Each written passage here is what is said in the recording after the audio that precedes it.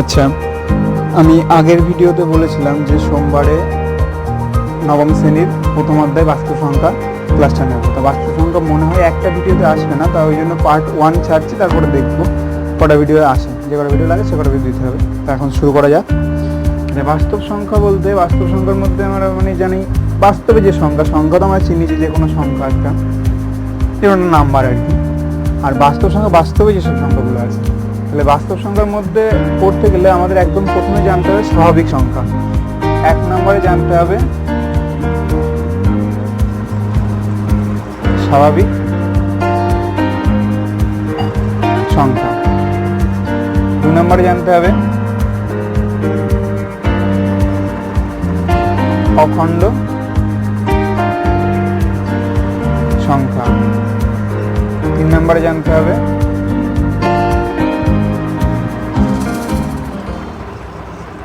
পূর্ণ সংখ্যা। 4 নম্বরে জানতে হবে আমাদের মূলদ সংখ্যা। আচ্ছা, তো একে একে সবগুলো আমি বলে দিচ্ছি। স্বাভাবিক সংখ্যা হচ্ছে ন্যাচারাল নাম্বার। স্বাভাবিক সংখ্যাটা ন্যাচারাল নাম্বার, মানে যে একদম ন্যাচারাল নাম্বার। 1 2 3 4 এই করতে করতে চললো। যে কোনো সংখ্যা হচ্ছে স্বাভাবিক সংখ্যা, যে কোনো এরকম 1 2 3 4 5 এগুলো এরকম সংখ্যা। আচ্ছা, এটার সাথেই অখণ্ড সংখ্যার যদি করি, তাহলে অখণ্ড সংখ্যা হচ্ছে 0 1 2 3 4 এগুলো হচ্ছে অখণ্ড সংখ্যা। আচ্ছা, পূর্ণ সংখ্যা ধরতে গেলে এটার সঙ্গেই মাইনাস দিয়ে যদি দেখি, তাহলে সেই ক্ষেত্রে হচ্ছে মাইনাস দিয়ে যে সংখ্যাগুলো আসবে সেটা হচ্ছে মাইনাস দিয়ে তার সাথে অখণ্ড সংখ্যা, সেগুলো যেগুলো যেমন আমি বলে দিই, আরো পরিষ্কার হয়ে যাবে। প্রথমে আমি এই অখণ্ড সংখ্যাগুলো লিখে নিলাম, তাহলে যেগুলো হলো এবার তার সাথে -1 -2 -3 এই পাশে চললো। এটা পুরোটা হচ্ছে পূর্ণ সংখ্যা। আর মূলদ সংখ্যা যদি বলি, p/q আকারে থাকবে মূলদ সংখ্যা। এবার আমি প্রত্যেক আলোচনা করব, একদম p/q আকারে থাকবে মূলদ সংখ্যাটা। মূলদ সংখ্যা p/q আকারে থাকবে এবং p ও q হবে পূর্ণ সংখ্যা, আর q not equals to 0 হবে। এবার আমি এটা সম্পূর্ণ বলে দিচ্ছি, এটা আমি সংক্ষেপে বলে নিলাম প্রথমে। এবার আমি পুরোটা আমি বলে দেবো এক একটা করে টপিক নিয়ে। প্রথমে আছে হচ্ছে স্বাভাবিক সংখ্যা। প্রথমে আছে স্বাভাবিক সংখ্যা। এবার স্বাভাবিক সংখ্যার আমি যোগ বিয়োগ সমস্ত কিছু করবো। স্বাভাবিক সংখ্যার ক্ষেত্রে স্বাভাবিক সংখ্যা আর অখণ্ড সংখ্যা, স্বাভাবিক সংখ্যা আর অখণ্ড সংখ্যা পুরো সেম একই, শুধু 0টায় পার্থক্য। যা স্বাভাবিক সংখ্যা নিয়ে কাজ করি, স্বাভাবিক সংখ্যার ক্ষেত্রে যোগ বিয়োগ করলে যা খুশি যোগ বিয়োগ করি সেই স্বাভাবিক সংখ্যাটাই আসবে। আবার এর মধ্যে যে কোনো একটা স্বাভাবিক সংখ্যা 5, এই 4-এর পরেই 5 থাকবে। তাহলে স্বাভাবিক সংখ্যা যোগ করলে, সাধারণত যোগ করলে, বিয়োগ করলে নয়, যোগ করলে হচ্ছে স্বাভাবিক সংখ্যাই পাওয়া যায়। ঠিক একই রকম ভাবে গুণ করলেও এই সেই স্বাভাবিক সংখ্যাই পাওয়া যায়। আর যদি এবার বলি যদি অখণ্ড সংখ্যার ক্ষেত্রে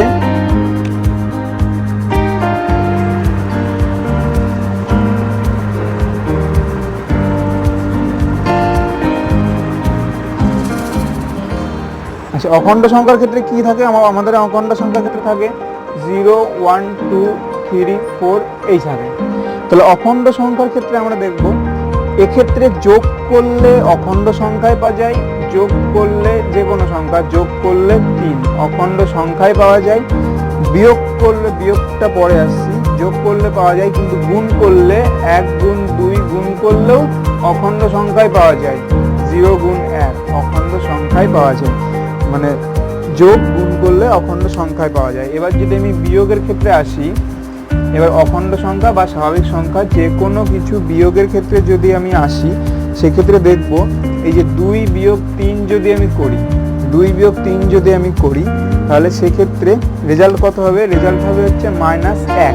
-1টা এর মধ্যেও নেই, তাহলে কার মধ্যে আছে? আমরা একটু আগে যখন আমি একদম প্রথমে এমনি যখন বললাম, তখন দেখলাম যে আমাদের পূর্ণ সংখ্যার ক্ষেত্রে মাইনাস পার্টটা আসে, তখন আমাদের এটা আসবে পূর্ণ সংখ্যা। তাহলে এইরকম সংখ্যাগুলো যখন আসবে সেগুলোকে বলা হবে পূর্ণ সংখ্যা। তাহলে এই যে পূর্ণ সংখ্যা, এবার এটা মুছে দিলাম। এবার যদি বলি পূর্ণ সংখ্যার ব্যাপারটা যদি বলি, দেখা যাক, মানে স্বাভাবিক সংখ্যা থেকে বিয়োগ করেই পূর্ণ সংখ্যাটা বুঝতে পারবে। তাহলে এটা স্বাভাবিক সংখ্যা, এটা স্বাভাবিক সংখ্যা, আবার এটা যদি অখণ্ড সংখ্যা বলা হয় এটা অখণ্ড সংখ্যা, এই দুটো বিয়োগ করে আমার -1 আসলো। এবার পূর্ণ সংখ্যার ক্ষেত্রে পূর্ণ সংখ্যা কি কি হয় বললাম আমি একটু আগে, 0 1 2 এই চললো, এখানে -1 -2 -3 এই চললো, এটা। তাহলে এবার কথা হচ্ছে এই যে -1 এটা এইটা, তাহলে যে এই বিয়োগের ক্ষেত্রে যে নতুন সংখ্যাটা আসবে সেগুলো হচ্ছে পূর্ণ সংখ্যা হবে। এবার এর মধ্যে ভাগ আছে, এই 0টা ধনাত্মকও নয় ঋণাত্মকও নয়, ধনাত্মকও নয় ঋণাত্মকও নয়, এটাও নয় এটাও নয়, এইগুলো সবসময় ধনাত্মক, তাই জন্য এগুলোকে বলা হয় ধনাত্মক পূর্ণ সংখ্যা। আচ্ছা, আর এই দিকটা যদি দেখি এগুলো সব হচ্ছে ঋণাত্মক, তাই এগুলোকে বলা হয় ঋণাত্মক পূর্ণ সংখ্যা। এই হলো, তাহলে পূর্ণ সংখ্যা সম্পর্কে জানা হলো। এবার হচ্ছে আসবে মূলদ সংখ্যার ক্ষেত্রে। তাহলে পূর্ণ সংখ্যা দুই রকম, ধনাত্মক ঋণাত্মক গেল। আচ্ছা, এবার হচ্ছে মূলদ সংখ্যা। এবার আসবে মূলদ সংখ্যা। মূলদ সংখ্যার ক্ষেত্রে দেখবো আমরা দুটি স্বাভাবিক সংখ্যা বা পূর্ণ সংখ্যা যদি বলি, দুটি পূর্ণ সংখ্যা দিয়ে ভাগ করব, দুটি পূর্ণ সংখ্যা ভাগ করব। যদি আমি 5/2 করি, তাহলে এই যে 5/2 করলাম, যেটা 5/2, 5/2, এটা করলে 5/2, এই আকার যেটা সেটাই হচ্ছে মূলদ সংখ্যা। আমি যখন সংক্ষেপে বললাম তখন আমি বলেছিলাম p/q আকারে প্রকাশ করা যায়, এবং p ও q দুটোই হবে p ও q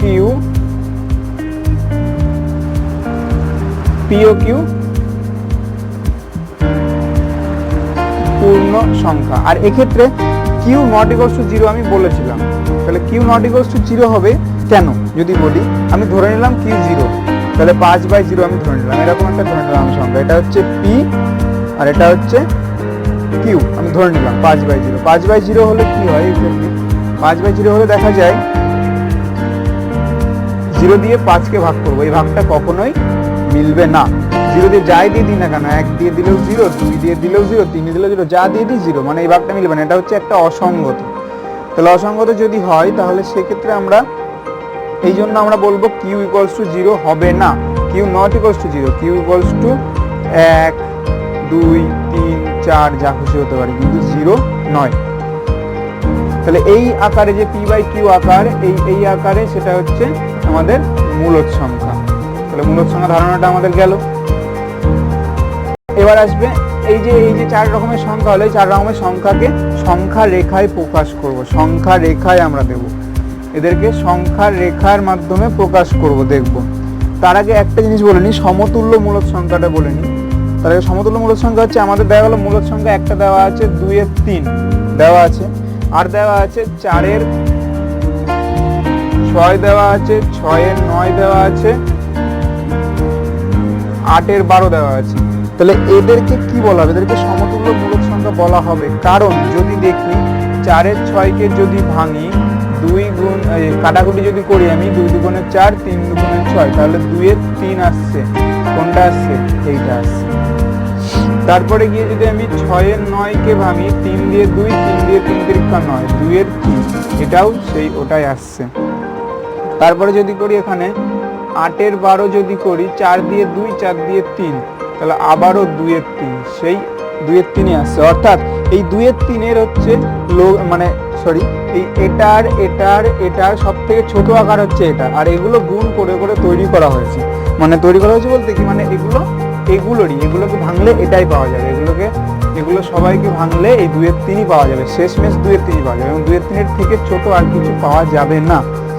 তাহলে এই 2 এর 3-এ এসে থেমে যাবে, কারণ হচ্ছে 2 আর 3 দুটো মৌলিক সংখ্যা, এদের মধ্যে 1 ছাড়া আর কিছুই নেই গুণ, মানে এই যে এদের মধ্যে কাটাকুটি কেউ যায় না, কমন কিছু নেই, 2 গুণ 1, 3 গুণ 1, তাছাড়া আর কেউ নেই যায় কাটাকাটি দেবো আর কি। এখানে যেমন 2 দিয়ে কাটাকুটি দিয়েছিলাম, ওখানে তেমন কিচ্ছু নেই, ওই জন্য ওগুলো হচ্ছে মৌলিক সংখ্যা।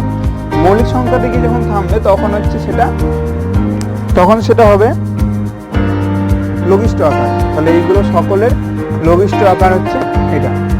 তাহলে এই লঘিষ্ঠ আকারে আমাদের ভাঁজ প্রকাশ করে নিতে হবে, যে কোনো মানে যখন যেটা কাজে লাগবে তখন সেটা করবো। এই লঘিষ্ঠ আকারে রাখবো, আমি গুণ করে যা খুশি বড় করতে পারি, যখন যেটা কাজে লাগবে তখন সেটা করবো। এগুলো সাধারণত কাজে লাগবে ওই সংখ্যা রেখায় বসানোর।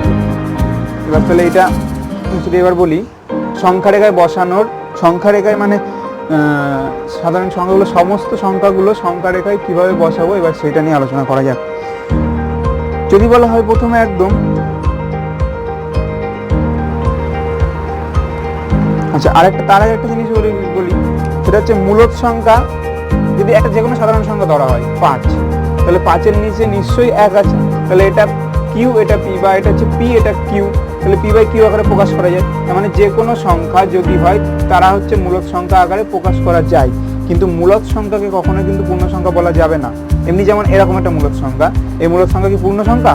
কখনোই নয়, পূর্ণ সংখ্যা নয়। কিন্তু 2, এই 2-এর 1 এটা পূর্ণ সংখ্যা, আবার এটা মূলদ সংখ্যাও। আচ্ছা এরপরে এবার চলে আসি মেন জায়গায়, যেটা বলছিলাম যে সংখ্যা রেখায় কিভাবে দেবো। স্বাভাবিক সংখ্যা, তারপরে আসবে অখণ্ড সংখ্যা। আচ্ছা দুটো করে দেখাই আমি। স্বাভাবিক সংখ্যা, অখণ্ড সংখ্যা। স্বাভাবিক সংখ্যার মধ্যে থাকবে 1, 2, 3, 4, 5, 16। তাহলে স্বাভাবিক সংখ্যার জন্য যদি সংখ্যা রেখা করি, সংখ্যা রেখা এই, তাহলে এখানে যদি 1, এখানে 2, এখানে 3, এখানে 4, এখানে 5, এই 14। আর এই অখণ্ড সংখ্যার ক্ষেত্রে 0, 1, 2, 3, 4, 5। তার মানে এই ক্ষেত্রে এমনি স্বাভাবিক সংখ্যার ক্ষেত্রে 1 থেকে শুরু হচ্ছিল, কিন্তু এই ক্ষেত্রে 0 থেকে শুরু হবে। 0, 1, 2, 3, 4, 5, 14। তাহলে এক্ষেত্রে অখণ্ড সংখ্যা 0 থেকে শুরু হবে। তাহলে স্বাভাবিক সংখ্যা, অখণ্ড সংখ্যা সংখ্যা রেখায় বসানো আমরা দেখলাম। এবার চলে আসবে পূর্ণ সংখ্যা। তাহলে এই পূর্ণ সংখ্যাটা কেমন আমি আগেই বলে দিয়েছি, আর একবারও বলে দিচ্ছি। পূর্ণ সংখ্যা হচ্ছে এই যে 0, 1, 2, 3, 14, -1, -2, -3, এই পাশেও 14। তাহলে এবার নিশ্চয়ই দেখে বোঝা যাচ্ছে যে আগেরটার থেকে এটা একটু আলাদা রকম। কোনটা আলাদা? মাঝখানে প্রথমে 0 বসিয়ে ডান দিকে যাবে পজিটিভ, মানে ধনাত্মক গুলো, এই ধনাত্মক গুলো ডান দিকে যাবে। 1, 2, 3, 4, 5, এই চললো। বাঁ দিকে যাবে এই ঋণাত্মক গুলো, তাহলে হচ্ছে -1, -2, -3, -4, এই চললো। এবার পূর্ণ সংখ্যা সংখ্যা রেখায় বসানোর পদ্ধতিটা আমরা দেখলাম। এবার চলে আসবো মূলদ সংখ্যা সংখ্যা রেখায় কিভাবে বসাবো।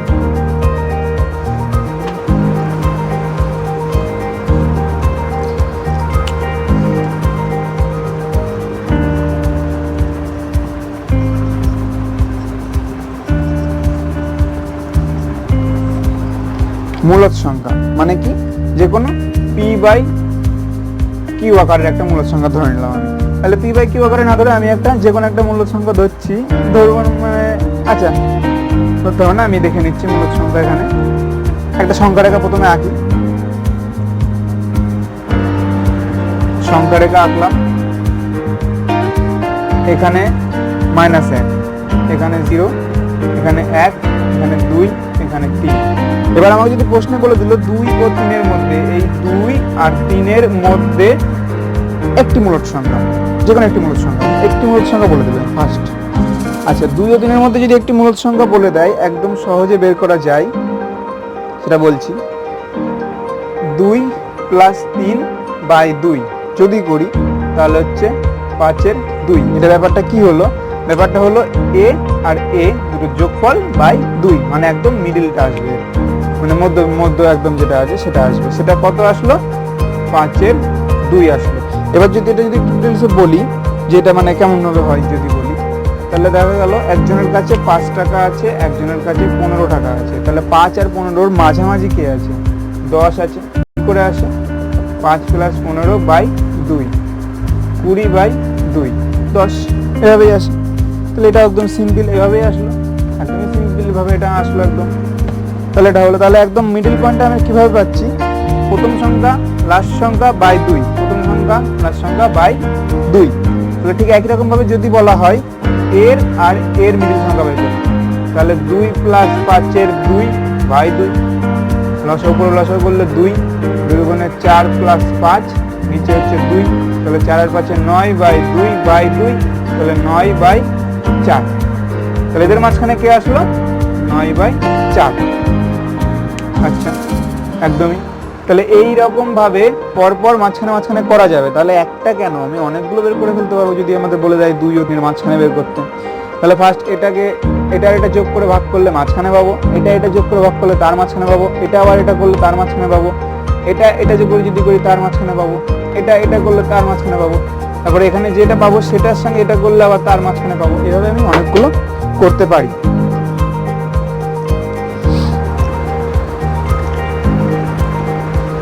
আচ্ছা, এরপরে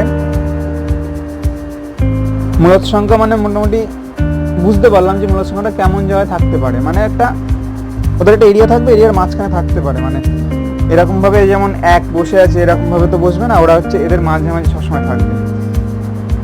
আচ্ছা, এবার যদি বলা হয় যে 2 ও 3-এর মধ্যে মানে অন্যভাবে আমরা বের করব মূলত সংখ্যা, কিভাবে অন্য আরেকভাবে বের করব? 2 ও 3-এর মধ্যেই বার করব। একটু উপরে ছবিটা আঁকি, তাহলে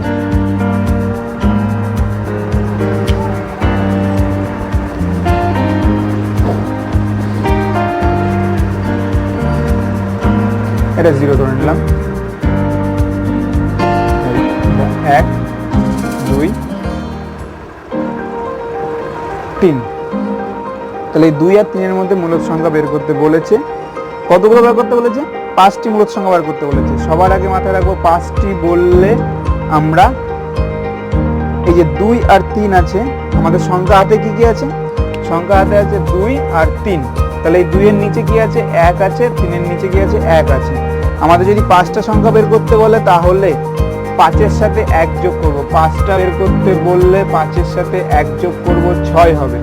6 করে আমি এই 6টা, এই 6 সবার হরে 6 বানাবো। আমি 6 তৈরি করব, সবার হরে আমি 6 নিয়ে আসবো। কিভাবে নিয়ে আসবো? 2 এর 1 আছে, গুণ 6 যদি করে তাহলে চলে আসে। 1 কে 6 বানাতে গেলে কি করতে হয়? 6 দিয়ে গুণ করতে হয়, তাহলে উপরে 6 দিয়ে গুণ করতে হবে।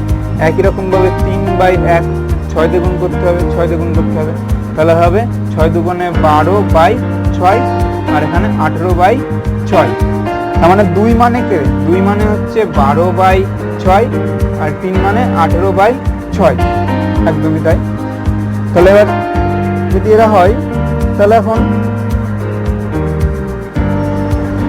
12/6 হলো। এবার এটা হলো, এবার হচ্ছে মানে 6খানা আমি নিয়েছি। এবার তাহলে এবার যদি আমি এদেরকে 6 ভাগে 6টা ঘরে যদি ভাগ করি, এই 1 2 3 4 5 এই 6, এই 6টা ভাগ করি, তাহলে এটা যদি 12/16 হয় তাহলে এটা নিশ্চয়ই 13/6, সরি 13 মানে 12/6।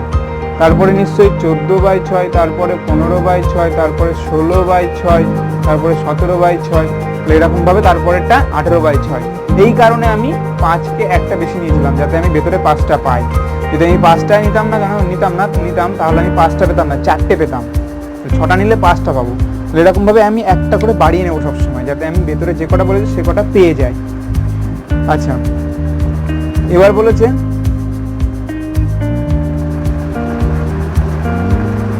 তাহলে এবার যদি আমাদের উল্টো যদি কোশ্চেন থাকে, যদি এগুলো দেওয়া থাকে, এটা এটা এটা এটা দেওয়া আছে, সবগুলো দেওয়া আছে, যদি বলা যায় এদেরকে আমি বসাও, এদেরকে বসাতে হবে, কোথায় বসাতে হবে? সংখ্যা রেখে বসাতে হবে, তাহলে নিশ্চয়ই আমি এইভাবে বসাতে পারি। একদম এটা এইভাবে আমি একদম বসিয়ে দিতে পারি। আচ্ছা, তারপরে দেখবো এদিকে যাদের হর সমান না এরকম অনেক সংখ্যা দিল, এবং বলে দিল সংখ্যা রেখায় বসাও। এরকম মূলত সংখ্যা দিয়ে বলল সংখ্যা রেখায় বসাও। কেমন সংখ্যা বললাম? যাদের হর সমান নয় সেরকম মূলদ সংখ্যা। যেমন কয়েকটা উদাহরণ যদি দিই, 9-এর 4, 17-র 8, তারপরে আছে 5-এর 2, 11-র 4 এবং আছে 23-এর 8। এটা করতে গেলে দেখবো সবার আগে যে এদের মধ্যে হরে সব থেকে বড় কে আছে। নিশ্চয়ই 8 আছে, হরে সব থেকে বড় এই 8 আছে, এই 8 আছে হরে সব থেকে বড়। তাহলে সবাইকে 8 বানাবো, সবাইকে 8 বানাবো। কিভাবে বানাই? 9-এর 4, 4-কে 8 বানাবো। 4-কে 8 বানাতে গেলে 2 দিয়ে গুণ করবো, 4 দুগুণে 8, তাহলে উপরেও 2 দিয়ে গুণ করবো, 9 দুগুণে 18/8 হয়ে গেল। তারপরে একই রকম ভাবে 17-র 8 তো হয়ে রয়েছে, তাহলে 5-এর 2-কে নিয়ে কাজ করবো। তাহলে 2-কে 8 বানাতে গেলে নিশ্চয়ই 4 দিয়ে গুণ, তাহলে উপরেও 4 দিয়ে গুণ, 20/8। আচ্ছা, নিচে এবার দেখবো, তারপরে দেখবো 5-এর 2 হয়ে গেলো 11-র 4। 11-র 4 যদি নিয়ে করি 4, তাহলে একই রকম ভাবে 4 দুগুণে 8, 11 গুণ 2, 22/8। তাহলে পেলাম 18/8, 20/8, 22/8। এটা করলাম। তাহলে এবারে আমি তীর চিহ্ন দিয়ে লিখে দিই এটা।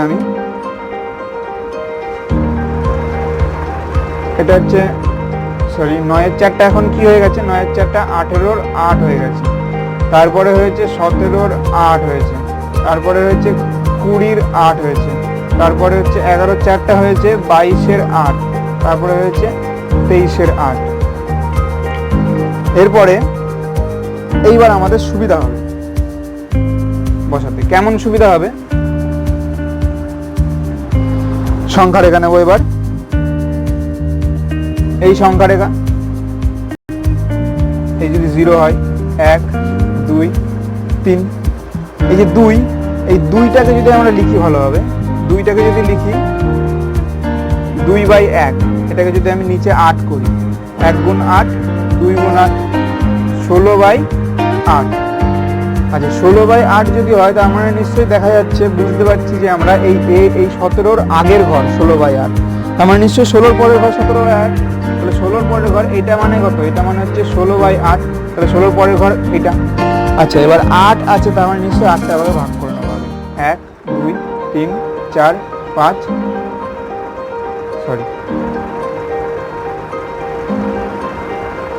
বড় বড় করে হয়ে গেল ওই জন্য। আচ্ছা, 1, 2, 3, 4, 5, 6, 7, 8, 8টা ভাগ করে নিলাম। তাহলে 16/8 এটা, তাহলে এটা নিশ্চয়ই 17/8, এটা নিশ্চয়ই 18/8। আমাদের 17/8 হয়ে গেল, 18/8 হয়ে গেল। এরপরে 19/8 লাগবে না, 20/8 আছে, তাহলে 19/8, 20/8।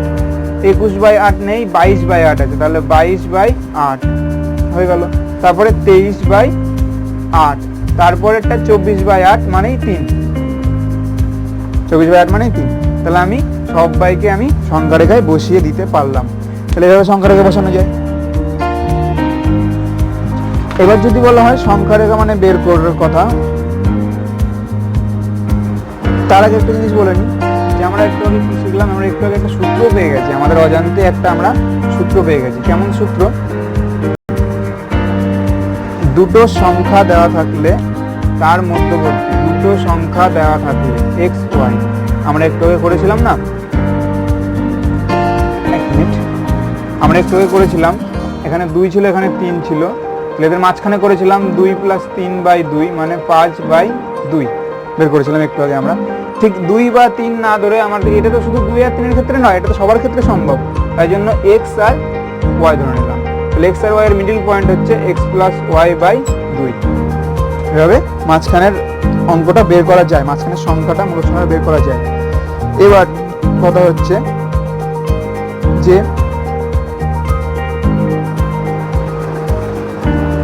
এবার x আর y এর মধ্যে একটা বললে তো নয়, এটা আমি পারবো, একটা বললে এটা করে দিলাম। কিন্তু একটা যদি না বলে, যদি বলে n সংখ্যক মূলদ সংখ্যা বের করো, ঠিক এই একই রকম ভাবে যদি বলে, এখানে একটা বললে সহজেই পারবো। এখানে যদি বলে একটা না, এখানে যদি বলে n সংখ্যক, n যা খুশি হতে পারে, x আছে, y আছে, নিশ্চয়ই x মানে x এর থেকে y নিশ্চয়ই বড়, যদি পাশে লিখে রাখি x এর থেকে y নিশ্চয়ই বড় ডান হাতে। তাহলে এদের মধ্যে যদি বলা হয় n সংখ্যক যদি বলা হয় মূলদ সংখ্যা বের করতে, তখন কি হবে, n এর মান হতে পারে 5, হতে পারে 6, হতে পারে 7, হতে পারে 8, যা খুশি হতে পারে। তাহলে এবার n সংখ্যা বের করতে গেলে একটা সূত্র সহজেই পাওয়া যায়, সূত্রের মাধ্যমে সহজেই পাওয়া যায়। এই যে x আমরা একটু আগে দেখলাম একটা জিনিস, যে এটা পেয়ে গেলে এটার পরে একটা একটা করে ঘর যোগ হয়ে পরের সংখ্যা আসছে, তাহলে ঠিক একই রকম ভাবে x প্লাস ডি একখানা ঘর হয়ে পরের ঘর আসলো, তারপরে আসলো x প্লাস 2d দুখানা ঘর যুক্ত হয়ে পরের সংখ্যা আসলো, তারপরে আসলো x প্লাস 3d তিনখানা ঘর যুক্ত হয়ে পরের সংখ্যা আসলো। এভাবে চলতে চলতে x প্লাস nd এটা যোগ করে আসবে এর ঠিক আগের সংখ্যাটা, ঠিক তো? একদমই তাই, কারণ আমি n খানা যেহেতু আমাকে করেছে, তাহলে আমাকে হচ্ছে n খানা সংখ্যা বার করতে বলেছে, তাহলে এইটা তো আমার n তম সংখ্যা, মানে এটা যদি 5টা সংখ্যা হয় তাহলে 1 2 3 4 এই 5, তাহলে n মানে যদি 5 হয়, n মানে যদি 5 হয় যখন, তখন এটা 5 নাম্বার। আর এটা কত, এটা হচ্ছে n প্লাস 1 নাম্বার, এটা n প্লাস 1 ওটা পরে দেখছি। তাহলে এই আমার ভেতরে সংখ্যাগুলো পেয়ে গেলাম, সংখ্যাগুলো পেয়ে যাব। এখন আমাদের এর মধ্যে জানা কে আছে অজানা কে আছে দেখি। x এর মান দেওয়া থাকবে, d এর মানটা শুধু দেওয়া থাকবে না, d এর মানটা আমাদের বের করে নিতে হবে, d এর মানটা বের করে নিতে হবে। d এর মান সূত্রের মাধ্যমে বের করব, সেটা হচ্ছে d সমান সমান y minus x by n plus 1, এটা হচ্ছে d এর সূত্র। এখানে সূত্রের ক্ষেত্রে d আমাদের বের করব, y জানা আছে, x জানা আছে, n আমাদের বলে দেবে যে 5টি সংখ্যা কি 4 6টি সংখ্যা বলে দেবে, আর 1 তো এমনি সংখ্যাই। তাহলে এইভাবে আমরা d এর মানটা পেয়ে যাব। d এর মানটা পেয়ে গেলে আমি এখানে বসিয়ে দিয়ে আমি অঙ্কটা করে ফেলতে পারবো। এখন d এর মানটা এখান থেকে আসলো কি করে, যদি কেউ বলে যে যদি কেউ মানে হঠাৎ করে তোমাকে যেতেই পারে যে d এর মানটা হঠাৎ করে এখানে কোথা থেকে আসলো, তাহলে সেটা আমি দেখিয়ে দিই। এই যে y যেটা, এই y রাশিটা, এবার এই যে এটা যদি বলি, এটা তো আগের ঘর মানে তো এইটা, তাহলে এর আগের ঘর এটা, তাহলে তার সাথে আবার যদি আরেকটা ঘর যুক্ত হয় x প্লাস nd প্লাস আরেকটা ঘর যুক্ত হলো, তাহলে সেটা যুক্ত হওয়ার পরে কি হবে, নিশ্চয়ই y হবে। তাহলে এর সাথে নিশ্চয়ই আরেকটা ঘর যুক্ত হয়ে y হবে, তাহলে এটা মানে নিশ্চয়ই a, তাহলে এর সাথে আরেকটা ঘর যুক্ত হয়ে y হলো, তাহলে এটা y হলো। এবার যদি আমি ঠিকঠাক করে ঘুরিয়ে লিখি, মানে ঘুরিয়ে না, আমি যদি গুছিয়ে লিখি, বা x plus n plus 1d সমান সমান y, বা ডিটা আমি তো বের করবো, ওই জন্য ডিটা আমি রেখে দিলাম, ডিটা আমি বা পাশে রাখছি, y মাইনাস x, ঠিক একই রকম ভাবে বা দিয়ে এবার d সমান সমান y minus x by n plus 1। দেখো সূত্র সহজেই চলে এসছে, d সমান সমান y minus x by n, এটাই তো আমাদের সূত্র, চলে এসছে সূত্র। তাহলে এইখান থেকে আমাদের এই সূত্র ডিটা পেয়ে যায়, ডিটা পেয়ে গেলে আমাদের অঙ্ক একদম সহজ হয়ে যাবে। তাহলে একটা অঙ্ক দেখিয়ে দিই, দুটো সূত্রের ক্ষেত্রে একটা অঙ্ক দেখিয়ে দিই, যেমন x প্লাস y দিয়ে মানে মাঝখানে একটা যদি মূলদ সংখ্যা বের করতে বলে, যেমন যদি বললো 1-7 ও 1-6 মধ্যে একটি মূলদ সংখ্যা বের করো, তখন আমরা নিশ্চয়ই ওই সূত্রটা ফেলবো, x প্লাস y বাই 2, একদম সিম্পল সূত্র ফেলবো। তাহলে এক্ষেত্রে হবে, যদি বলি একটি মূলদ সংখ্যা সমান সমান, নিশ্চয়ই এটা হবে x মানে কত, 1-7 প্লাস y মানে কত, 1-6, বাই নিচে কত, 2। তাহলে এবার লসাগু করব, উপরে লসাগু করলে 6-7 42, 7 দিয়ে 6 প্লাস 7 বাই হচ্ছে 2, উপরে 13/84 পেয়ে গেলাম। একটি মূলদ সংখ্যা যদি বের করতে বলে একটি মূলদ সংখ্যা পেয়ে গেলাম। এবার যদি একটি না বলে অনেকগুলো বলে, তাহলে সেই সূত্রটা এবার দিয়ে করব। তাহলে এটা সকলে বুঝতে পারলে, 13/84, 1-7 ও 1-6 মধ্যে একটি মূল সংখ্যা হলো 13/84।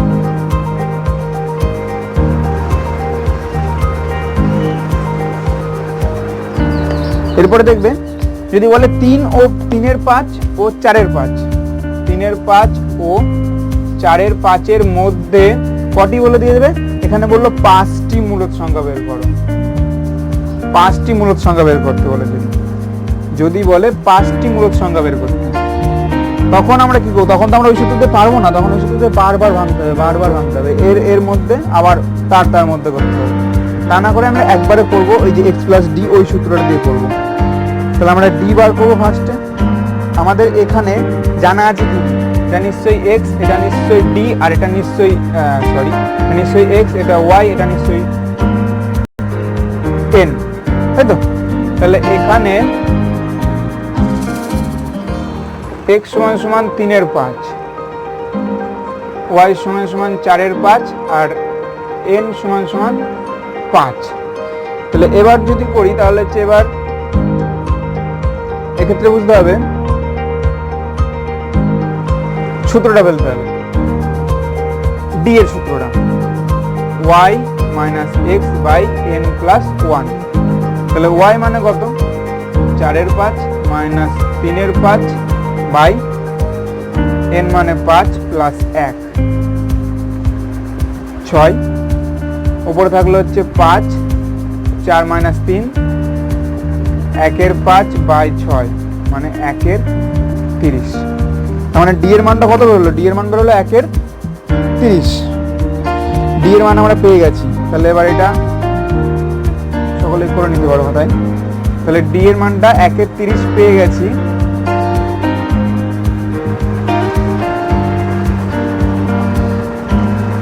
পাশে আমরা লিখে রাখছি ডি এর মানটা, ডি সমান সমান 1/30 হলো। আচ্ছা, ডি এর মানটা যদি 1/30 হয় তাহলে এবার আমাদের একদম সহজেই আমরা সংখ্যাগুলো পেয়ে যাব। 3/5 ও 4/5 মধ্যবর্তী সংখ্যা হচ্ছে x plus D, x plus 2d, x plus 3d,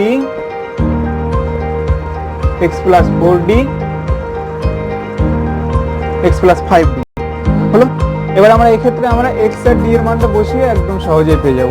x আর ডি এর মানটা বসিয়ে যদি দিই, এক্স এর মান কত? 3/5 plus 1/30, 3/5 plus 2/30, 3/5 plus 3/30, 3/5 plus 4/30, 3/5 plus 5/30। এক্ষেত্রে লসাগু করলে 30, 18, 19,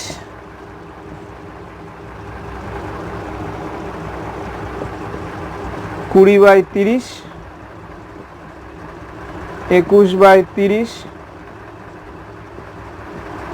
22/30, 23/30। একটা সংখ্যা, দুটো সংখ্যা, তিনটে সংখ্যা, চারটে সংখ্যা, পাঁচটা সংখ্যা, 5টা মূলদ সংখ্যা পেয়ে গেছি, একদম সহজেই পেয়ে গেলাম। তাহলে এইভাবে সকলেই করতে পারো। তাহলে প্রথম থেকে কি শেখালাম? প্রথম থেকে শেখালাম হচ্ছে স্বাভাবিক সংখ্যা, তারপরে অখণ্ড সংখ্যা, তারপরে হচ্ছে পূর্ণ সংখ্যা, তারপরে মূলদ সংখ্যা। এদের সকলকে নিয়ে সংখ্যা রেখায় বসানো এবং মূলদ সংখ্যা বের করা, সংখ্যা রেখার মধ্যে দুটো সংখ্যার মাঝখানে অনেক মূলদ সংখ্যা বের করা। তাহলে আজকে এইটুকুই থাকবে এই পার্ট 1-এ। পার্ট 2-তে এর পরেরটুকু বুঝিয়ে দেবো, এর পরের যা যা থাকবে পার্ট 2 আস্তে আস্তে চলবে।